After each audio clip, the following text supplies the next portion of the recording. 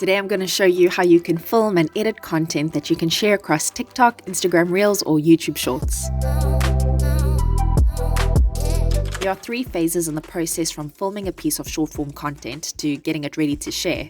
But before we get into the process, let's first talk about what you need. Short-form videos are vertical, which means that they're probably easier to film using your phone.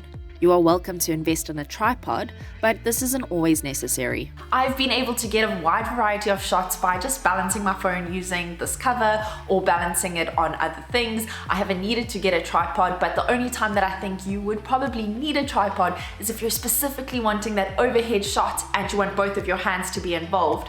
But I have found that I'm able to get one of my hands in the frame while using the other hand to hold the camera overhead, and I just really haven't needed to buy a tripod for my phone.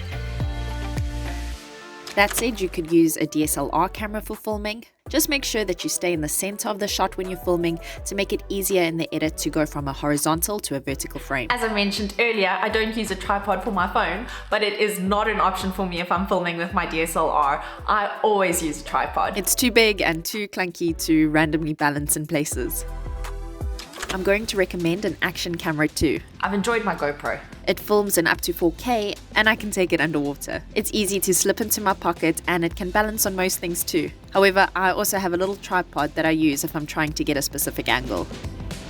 If you were only to pick one between a phone, a DSLR, or an action camera, I'd recommend filming on your phone, as the footage is directly stored onto your phone. It's in the right format, and if you're editing on your phone, it becomes a lot easier to have everything in the same place. Just make sure to clean your camera lens before filming. I use the same cloth that I will use to typically clean my glasses. When it comes to phone settings, I'll show you what I use for both a Galaxy and an iPhone. In my Samsung's camera settings, I ensure that the video stabilization is on. I then ensure that the aspect ratio is 9:16, and then because this is an old phone, I select the Ultra HD option. If I'm using an iPhone, I'll go to camera settings, and I don't really change much except for the video quality. I make sure that it's 1080 HD and 60 frames per second, and if I'm feeling really fancy, I'll use 4K. But that does take up more space, and it has been said that these social media platforms compress the quality of your videos to 1080p. So based on this, there's really no need at this time to film in 4K. Now there is one more thing you need to consider before we move into filming, and that is audio. And your approach to audio may differ depending on the video that you want to make. Typically, we see one of these 3 types of videos on TikTok, Instagram, or YouTube. The first is a video with no voiceover. Sometimes there's the use of background music, or sometimes people would just use text. Then next we have a video where there is voiceover, and this is where somebody narrates what they're getting up to. I immediately jumped on the opportunity because not only am I interested in this industry. This is what I ate for breakfast. First, I boil my eggs for 6 minutes and then transfer it to cooled water. Tofu. Not that you would ever know because it is so rich, decadent, and perfectly whipped when it's set overnight in the fridge. And then the third type of video is somebody who is directly talking to camera. It's a movement that I've brought back into my daily routine. I'll do 1,000 to 2,000 jumps a day. There's a difference between contour and bronzer, and I'm going to show you. Now for the second option, where it's a voiceover only video, you can generally control your environment if you're using your phone to record your audio. There's a reason everybody says that you should record your audio in your wardrobe, and that's because your clothes absorb quite a bit of the echo. Whenever I record in my wardrobe, my audio is usually at its best. But for the third option, that is if you're talking directly to camera, you might need a mic. So even if you have a mic because you're talking directly to the camera, just be aware that a mic isn't going to protect you from all of the elements. So no matter where you're filming, just be aware of background noise, things like constructions, traffic, or wind. And with that, we move into the first phase, filming. You can either script out what you're wanting to film for the day, you could make bullet points of everything that you'd want to film, or you could spontaneously film and then sort through your footage at the end of the day. Once you've decided on your approach, be it structured or spontaneous, you now have to decide on your camera angles. It's always a good idea to have some variety. Play around with some wide shots, some medium shots, and some close-ups. Also, consider tilting your camera to get different angles as well. Personally, I like to start with an establishing shot. Where are you? What is the big picture shot of your starting point? Then consider some mid-straight on shots that typically represent what your view would be from your audience at a conversational distance. Someone who does this really well is Nora Smith. It's almost like you're in the kitchen with her. And then get enough close-ups. But always check your footage. If you film in selfie mode, you should be able to see yourself, but if you prefer not to use that mode because of camera quality, ensure that you're happy with what you've captured before you move on to your next step or your next scene. Now phase 2 is your editing. When it comes to editing, you can use whatever editing platform you like, but consider the pace of what you'd like your video to be. You could aim for a fast-paced video. This is an example. I've been doing a lot of endurance training lately, and I really needed a breakfast that can keep up in the sense of having salts, having sugars, and I want something that's actually delicious.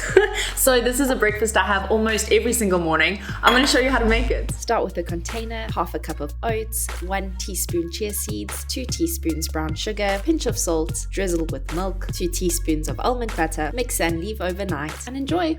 Or you could aim for something a little bit more chilled. Here's another example. Here's how I start my writing process. Today we're looking at phase 1, the outlining phase. I like to start by listing a couple of ideas and then spending the next few days or weeks thinking about which idea stands out to me the most. So when I found that idea that's super sticky, it will evolve into a logline. Now I incorporate some AI into this step because it's a fun way to brainstorm. Now the next thing I do is a little bit odd. I don't go straight into writing. In fact, I sit with the information for a while and get to a point where I am so pumped about the idea that I have to create some form of writing retreat. Although both of these videos had a lot going on in them, the big difference that separated them in terms of pacing was their soundtrack. When I edit, I pick a soundtrack first, and from there I edit the clips to match the music. I'll link where I get my royalty-free music from in the description, but TikTok, Instagram, and YouTube all have music libraries that you can select music from. So this means that if you want to use the music that you could find in YouTube, Instagram, or TikTok, you might have to first edit in an editing platform and then hope that whatever clip you end up with fits to some form of music that you can find on these social media platforms. Phase 2 is where you also include your voiceover. So once you have cut your clips, you can then add a voiceover that narrates what's going on. If you're presenting your video, then this is obviously not relevant to you. If you're at all finding yourself in a position where you're not quite sure how to cut your clips, at this point we've covered that you can cut your clips to music, or you can cut them so that they make sense to the voiceover. Or you can just cut your clips to the action parts of your clips, but play around and have fun. There are no real rules here. As with the 2 examples that I shared with you, I tried 2 very different styles. It has been said that fast-paced videos perform better, but there is really space for everyone on the internet. Slower-paced videos can also crank up millions of views. This is why it's helpful to have lots of options so that you can select what works best for your video when you're in the editing phase. Now, phase 3 is importing your footage to your editing app of choice. I'll use TikTok, but the other apps are similar. I press here to select my mostly edited video, but I'll add my final edits within TikTok. It's incredibly popular for people to add text as somewhat of the title for their video. You could add this intro text and then cut it after a few frames. If you didn't add music when you edited the basics of your video in another app, you could select a song that fits what you've created from the app that you're using to upload your video. Also, just as an FYI, you can record your voiceover directly into TikTok, but for the sake of this video, we'll assume your voiceover is already included. Now from here, you can add a brief description as well as adding a few relative hashtags. And then you can select your cover or your thumbnail and add some text that adds as a title for people to identify what your video is about when they come across it in their feed. If your video is location specific, you can add it as well as any relevant links. But from here you can post it to share your video.